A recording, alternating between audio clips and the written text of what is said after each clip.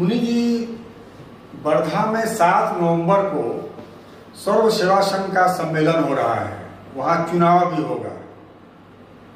महादेव विद्रोही गुट और चंदन पाल गुट खूब सक्रिय हैं, देश भर में अपने अपने समर्थकों को बुला रहे हैं। आपका भी अनुभव है इस तरह के चुनाव को देखने का। अब पहले और अब में क्या अंतर है? भाई, मेरे पहले जो सर्वोदय था वो एक संस्था थी।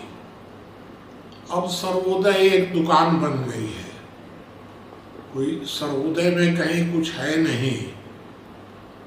पहले मनाव होता था, चुनाव होता ही नहीं था। मैं तो कभी सोचा ही नहीं था कि सर्वोदय में चुनाव होगा। तो अब चुनाव होने लग गया, मनाव तो खत्म हो गया, तो भाई अब चुनाव होने लग गया। और एक तरह से दुकानदारी हो गई है। तो अब दुकानदारी हो गई है तो इसको क्या सर्वोदय कहा जाए?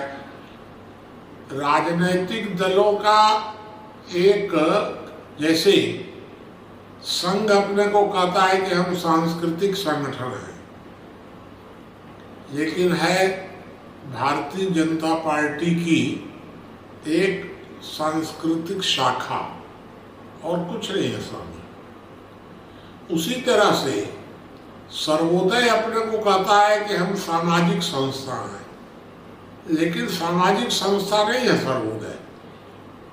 सर्वोदय सीधे सीधे ये है कि वामपंथियों और मोदी विरोधियों का एक सेकेंड लाइन संघ के सरीखा।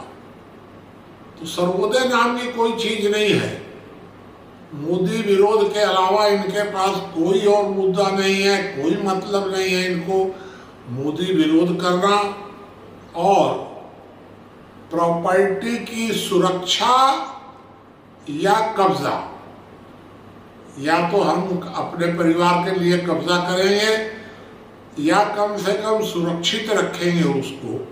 इसके अलावा तो सर्वोदय कुछ है नहीं। चुनाव जो हो रहा है, इस चुनाव में कोई जीतेगा वो तो एक तरह का व्यापार हो गया है सर्वोदय।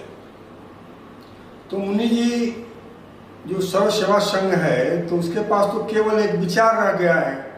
ताकत तो मोदी जी के पास है। तो क्या मोदी जी उनके जो प्रॉपर्टी है उसको कब्जा कर लेंगे या ले लेंगे तो गांधी विनोबा का विचार भी खत्म हो जाएगा कि वो रहेगा? सर्वोदय विचार कब से बन गया? विचार तो था गांधी। गांधी की जब हत्या हुई तब सर्वोदय पैदा हुआ। उसके पहले तो सर्वोदय नहीं था। ये सर्व सेवा संघ का जो आप नाम बता रहे हैं, ये सर्व सेवा संघ तो नेहरू जी ने बनाया है। गांधी की हत्या के बाद बना है सर्व सेवा संघ। पहले तो सर्व सेवा संघ नहीं था। तो इसलिए ये नेहरू परिवार का पैदा हुआ है, नेहरू परिवार का गुलाम है और बाकी और कुछ नहीं है। ये सर्वोदय नाम का सर्व सेवा संघ, ये सब नाम मात्र के हैं। अब आप सोच लीजिए कि ये अपने को कहते तो अहिंसक हैं और हमेशा हिंसा का समर्थन करते हैं।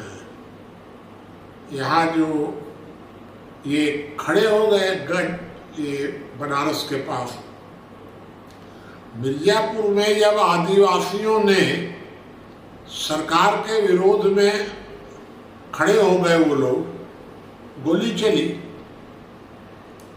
11-15 आदिवासी उसमें मारे गए।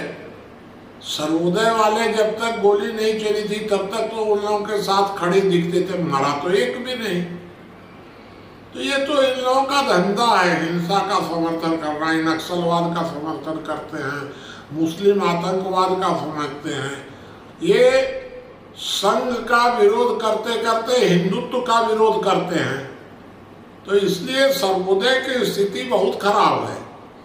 आप हमको सर्वोदय कभी मत मानिए।